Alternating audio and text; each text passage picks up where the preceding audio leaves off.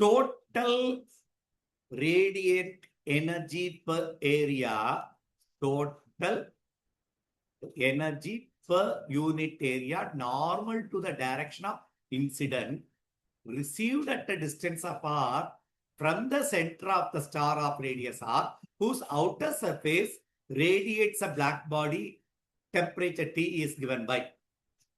என்ன கேட்டிருக்கு? இது ஒரு நல்ல கவனிச்சேன்னு இந்த கொஸ்டின்ல ஒரு ஸ்டார். இந்த ஸ்டார் உடைய ரேடியஸ் ஆர். அடுத்தது இதை சுத்தி நம்ம ஒரு பெரிய ஆர்ன்ற ஒரு ரேடியஸ்ல ஒரு ஸ்பியரை டிரா பண்ணிக்க. ஓகே, இது ஸ்டார் இங்க. இப்போ அண்டர்ஸ்டாண்ட் பண்ணு. Total radiant energy per unit area normal to the direction of incident receive at R. அதான் நம்ம கண்டுபிடிக்கணும். ஒரு யூனிட் ஏரியா இந்த சர்ஃபேஸ்ல எவ்வளோ ஹீட் எனர்ஜியை ரிசீவ் பண்ணிருக்கு.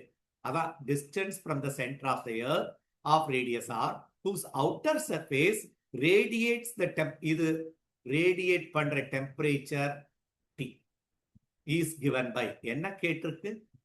இது ரிசீவ் பண்ண எனர்ஜி பர் யூனிட் ஏரியா. கவனிச்சுக்கணும்.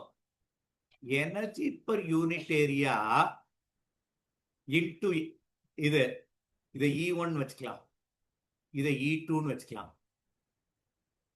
அப்போ energy given out should be equal. இது கொடுக்கிற எனர்ஜி அங்க ஃபுல்லா அந்த ஃபுல் ஏரியாவிலையும் ரிசீவ் ஆன எனர்ஜி. அப்போ இது ஃபுல்லா ரிசீவ் பண்ண எனர்ஜியும் இந்த ஸ்பியர் அந்த ஸ்டார் கொடுத்த energy equal. Energy per unit area into area. What is the surface area of the sphere? இதத்தான் எனர்ஜி பர் யூனிட் ஏரியாவை நம்ம Qன்னு வச்சுக்கலாமா? Q. அப்ப எனர்ஜி பர் யூனிட் ஏரியாவை Q1 வச்சுக்கலாம். இன்டு இதோடைய சர்ஃபேஸ் ஏரியா என்ன? 4 pi r square equal to இது என்னது? அதே போல சொல்லு. எனர்ஜி ரிசீவ்டு பர் யூனிட் ஏரியாவை Q2 வச்சுக்கலாமா? Into 4 pi capital R square. புரியுதா பாரு? இது ரிசீவ் கொடுத்த ஏரியா, இது ரிசீவ் பண்ண ஏரியா. இப்போ உனக்கு என்ன கேட்டிருக்குன்னா இந்த Q2 தான் கேட்டிருக்கு. Total heat energy received per unit area. இந்த Q2 தான் கேட்டிருக்கு. ஏன் Q2ன்றது இது Q1. அப்ப Q2 எதுக்கு equal? Q2 is nothing but energy received per unit area. சரிதானா? அந்த ஏரியா தான் 4 pi r ஸ்கொயர். அப்போ உனக்கு Q2 தான் கேட்டிருக்கு. Total heat energy per unit area. Q2 வேணும். இது 4 pi கேன்சல். இந்த Q1 எதுக்கு ஈக்குவல்? உனக்கு தெரியும். Energy radiated per second per unit area is equal to sigma into T to the power of 4. இதோட டெம்பரேச்சர் T தானே?